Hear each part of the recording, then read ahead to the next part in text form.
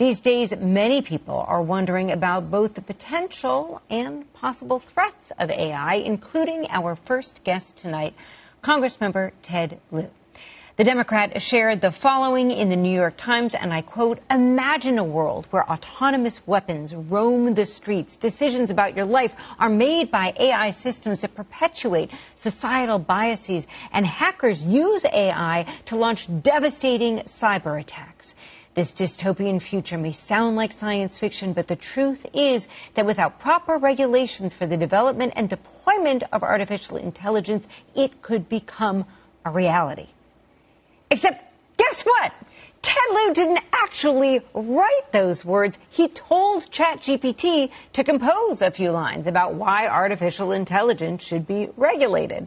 For more on that piece and the legislation he introduced, we are joined now not only by the man who represents the state's 36th district, he's also one of just 3 Congress members with a computer science degree. Ted Lieu, welcome back to Inside the Issues.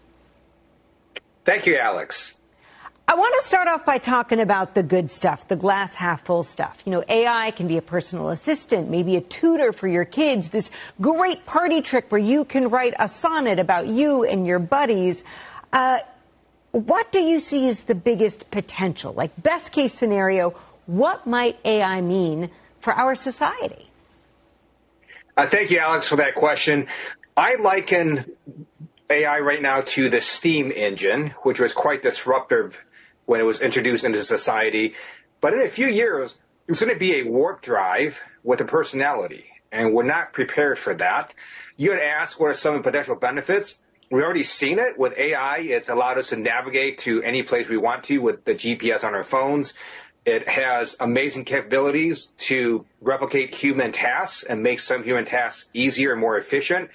And the biggest potential is really to allow people to work more efficiently.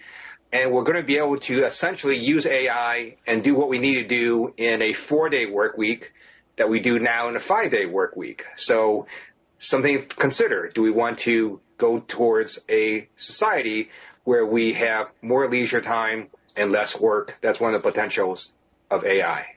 I would not say no to a 4-day work week. I think there's a lot to like about that. There is also the concern about the darker side of all of this. In a recent video introducing the newer version of ChatGPT, it's the GPT-4, they warned about things like unwanted content and privacy concerns. When you look at this, new industrial revolution, as you put it, what are the things that keep you up most at night?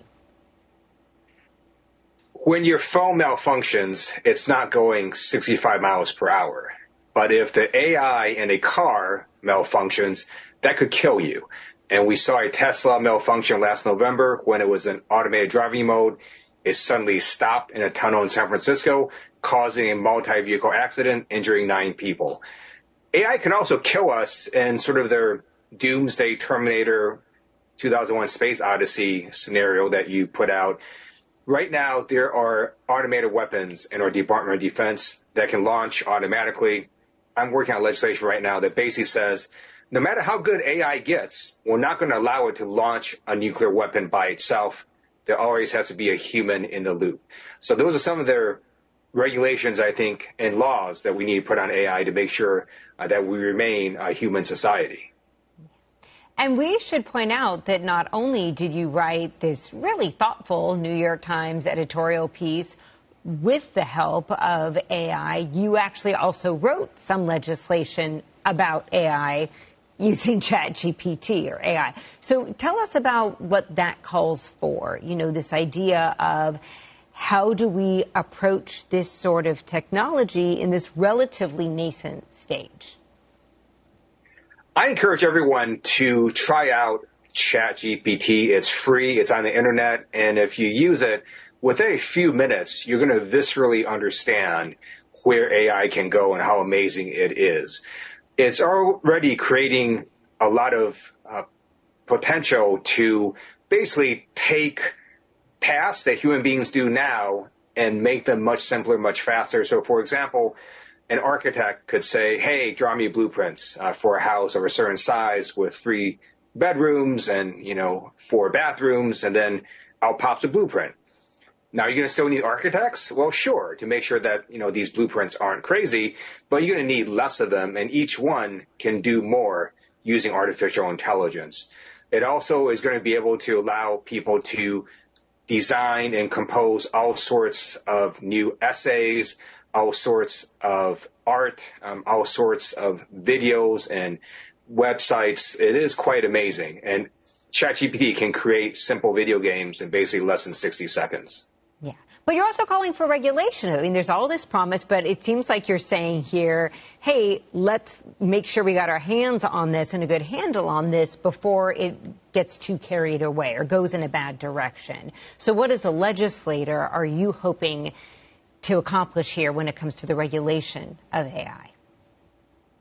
So as a recovering computer science major, I'm also very aware of what I don't know.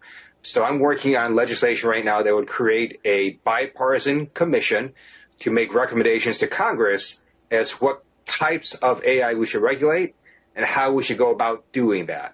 So we're not going to regulate, for example, the AI in your smart toaster, but if there's AI in an airplane or fast-moving objects or other things that could kill you, then I think that should be regulated.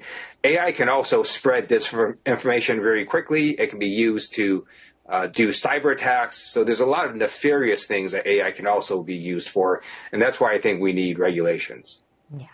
As you mentioned, you've called for this bipartisan commission on artificial intelligence. I hope you don't mind. We had some fun with this. We asked GPT itself, okay, who do you think would make for a good fit for this commission? And folks there can see, in great detail what it said. But basically, it said that the commission should ideally include experts and stakeholders from diverse backgrounds, including technology, ethics, law, economics, and social sciences. Ted Lieu, how did ChatGPT do on this answer? And why? Why do you think it's a good answer? Or maybe they're missing something? Actually, it did quite well. And in fact, I was just talking to my staff, and we're going to write in specific provisions that basically say this commission does have to include at least one ethicist.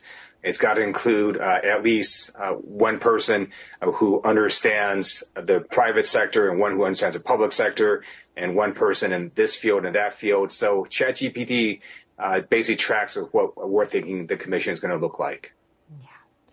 And how well do you feel like, how is Congress responding to all of this? Because we spoke with your colleague, Ro Khanna, who basically said, look, it's our job to regulate this, but you're not necessarily talking about the greatest of technology minds. Not all of them, like we said, have computer science degrees like you do. How well equipped do you think Congress is to understand these complicated issues? So that is a legitimate issue you bring up. At the same time, we don't really have any expertise, most of us, in how molecules interact with millions of human beings. And yet, Congress created an entire FDA to regulate pharmaceutical drugs. And we continue to write different laws and regulations regarding the FDA.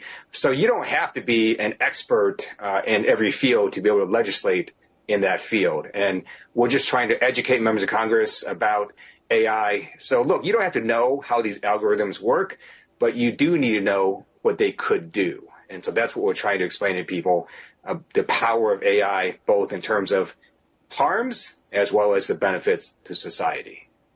We just have a few moments left with you, but I would like to ask you about the visit that House Speaker Kevin McCarthy recently had at the Reagan Library last week to meet with the president of Taiwan, where you were born. Chinese government not too happy about this meeting, and yet former House Speaker Nancy Pelosi really praised McCarthy. Your thoughts on this visit?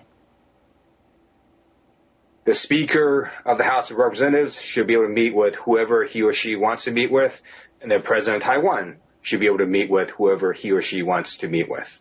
To me, it's pretty simple, and I'm glad that that dinner took place.